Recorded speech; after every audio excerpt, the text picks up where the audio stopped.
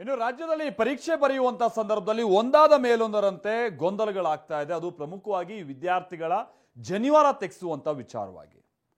ಇದು ಬ್ರಾಹ್ಮಣ ಸಮುದಾಯವನ್ನ ಕೆರಳಿಸಿದ್ರೆ ರಾಜಕೀಯ ನಾಯಕರು ಕೆಸರೆರಚಾಟದಲ್ಲಿ ಮುಳುಗಿದ್ದಾರೆ.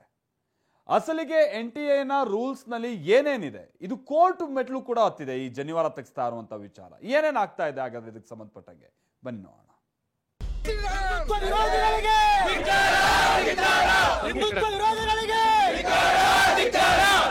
ಜನಿವಾರದ ಕಿಚ್ಚು ದಿನೇ ದಿನೇ ಜ್ವಾಲೆಯಾಗ್ತಾ ಇದೆ. ಸಿಇಟಿ ಎಕ್ಸಾಮ್ ಬಳಿಕ ನೀಟ್ ಪರೀಕ್ಷೆಯಲ್ಲೂ ಜನಿವಾರದ ಕಿಚ್ಚು ಹೊತ್ಕೊಂಡಿದೆ. ನಿನ್ನೆ ಕಲಬುರಗಿಯ ಸೈಂಟ್ ಮೇರಿ ಕಾಲೇಜಿನಲ್ಲಿ ವಿದ್ಯಾರ್ಥಿಯ ಜನಿವಾರ ತೆಗೆಸಿ ಪರೀಕ್ಷೆ ಬರೆಸಿದ್ದಕ್ಕೆ ಬ್ರಾಹ್ಮಣ ಸಮುದಾಯ ಸಿಡಿದೆದ್ದಿದೆ. ಹೈಕೋರ್ಟ್ ಕದಾ ತಟ್ಟಿದೆ.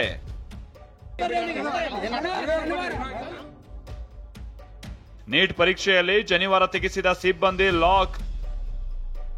ಹೈಕೋರ್ಟ್ ಕಟಕಟೆಗೆ ಜನಿವಾರ್. ಬ್ರಾಹ್ಮಣ ಸಭಾದಿಂದ ಅರ್ಜಿ. ನಿನ್ನೆ ಕಲಬುರಗಿಯ ಸೈಂಟ್ ಮೇರಿ ಕಾಲೇಜು ಅಕ್ಷರಶಃ ರಣಾಂಗಣವಾಗಿತ್ತು. ಪರೀಕ್ಷಾರ್ಥಿ ಶ್ರೀಪಾದ್ ಪಾಟೀಲ್ ಎಂಬ ವಿದ್ಯಾರ್ಥಿಯ ಜನಿವಾರ ತೆಗೆಸಿದ್ದಕ್ಕೆ ಬ್ರಾಹ್ಮಣ ಸಮುದಾಯ ಪ್ರತಿಭಟನೆ ನಡೆಸಿತ್ತು. ಇದೀಗ ವಿದ್ಯಾರ್ಥಿ ಶ್ರೀಪಾದ್ ಕೊಟ್ಟ ದೂರಿನ ಮೇರೆಗೆ ಪರೀಕ್ಷಾ ಕೇಂದ್ರದ 2 ಸಿಬ್ಬಂದಿಯನ್ನ ಬಂಧಿಸಲಾಗಿದೆ. ಖಾಸಗಿ ಏಜೆನ್ಸಿಯಲ್ಲಿ ಕೆಲಸ ಮಾಡ್ತಾ ಇದ್ದ ಶರಣಗೌಡ ಮತ್ತು ಗಣೇಶ್ ಅನ್ನೋರ ವಿರುದ್ಧ FIR ದಾಖಲಾಗಿದೆ.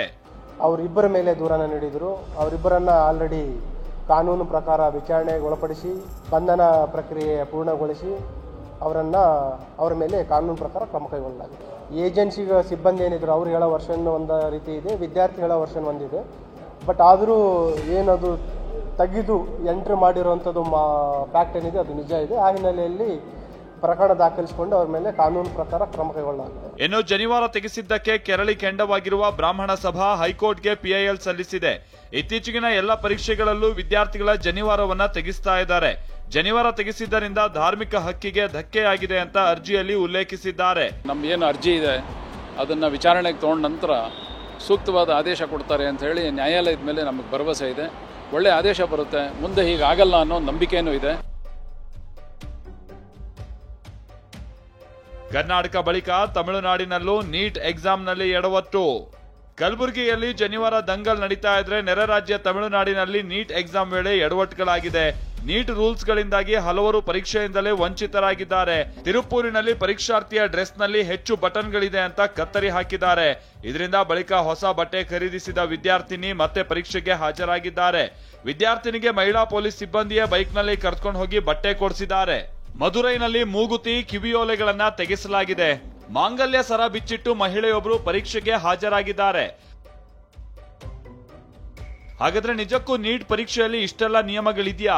ಜನಿವಾರ ಹಾಕಿದ್ರೆ ತೆಗಿಬೇಕಾ? ಕಿವಿಯೋಲೆ ಮಾಂಗಲ್ಯ ಸರವನ್ನು ಹಾಕುವಂತಿಲ್ವಾ? ರೂಲ್ಸ್ ಏನ್ ಹೇಳುತ್ತೆ ಅದನ್ನೇ ತೋರಿಸ್ತೀವಿ ನೋಡಿ. ಪರೀಕ್ಷಾ ಕೇಂದ್ರಕ್ಕೆ ಪ್ರವೇಶಿಸುವಾಗ ಅಭ್ಯರ್ಥಿಗಳು ಕಟ್ಟುನಿಟ್ಟಾದ ಡ್ರೆಸ್ ಕೋಡ್ ನಿಯಮವನ್ನ ಪಾಲಿಸಬೇಕು.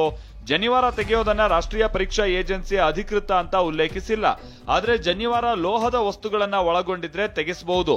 ಅಲ್ಲದೆ ಜನಿವಾರ ಧಾರ್ಮಿಕವಾಗಿ ಮಹತ್ವದ್ದಾಗಿದ್ರೆ ನೀಟ್ ಅರ್ಜಿ ಫಾರಂನಲ್ಲಿ ಕಸ್ಟಮರಿ ಡ್ರೆಸ್ ಅಂತ ಆಯ್ಕೆ ಮಾಡಬೇಕಾಗುತ್ತೆ. ಕಸ್ಟಮರಿ ಡ್ರೆಸ್ ಅಂದ್ರೆ ನಾನು ಧರಿಸುವುದು ಮಹತ್ವ ಅಂತ ಘೋಷಿಸಿಕೊಳ್ಳುವುದು. ಅದ್ ಹೇಗೆ ಅಂದ್ರೆ ಪರೀಕ್ಷಾ ಕೇಂದ್ರದ ಅಧಿಕಾರಿಗಳನ್ನ 1 ಗಂಟೆ ಮುಂಚಿತವಾಗಿ ಭೇಟಿ ಮಾಡಬೇಕು. ಪರೀಕ್ಷಾ ಕೇಂದ್ರದಲ್ಲಿ ನೀಡುವ ಅರ್ಜಿಯನ್ನ ಪಡೆದು ಕಸ್ಟಮರಿ ಡ್ರೆಸ್ ಆಯ್ಕೆಯನ್ನ ಮಾಡ್ಕೊಳ್ಬೇಕು. ಈ ಆಯ್ಕೆ ಮಾಡೋ ಪರೀಕ್ಷಾರ್ಥಿಯನ್ನ ಸಂಪೂರ್ಣ ಪರಿಶೀಲಿಸಿ ಪ್ರವೇಶಕ್ಕೆ ಅನುವು ಮಾಡಿಕೊಡಲಾಗುತ್ತೆ. ರೂಲ್ಸ್ ಸ್ಪಷ್ಟವಾಗಿದೆ. ಧಾರ್ಮಿಕ ವಿಚಾರಗಳಿದ್ರೆ 1 ಗಂಟೆ ಮುಂಚಿತವಾಗಿ ತೆರಳಿ ಇತ್ಯರ್ಥಪಡಿಸಿಕೊಳ್ಳಬಹುದು. ಆದ್ರೆ ಪರೀಕ್ಷಾ ಕೇಂದ್ರದ ಬಳಿ ಕೊನೆ ಕ್ಷಣದಲ್ಲಿ ನಡೀತಾ ಇರೋ ಘಟನೆಗಳಿಂದಾಗಿ ವಿವಾದಗಳು ಭುಗಿಲೇಳ್ತಾ ಇವೆ. Bureau report TV9.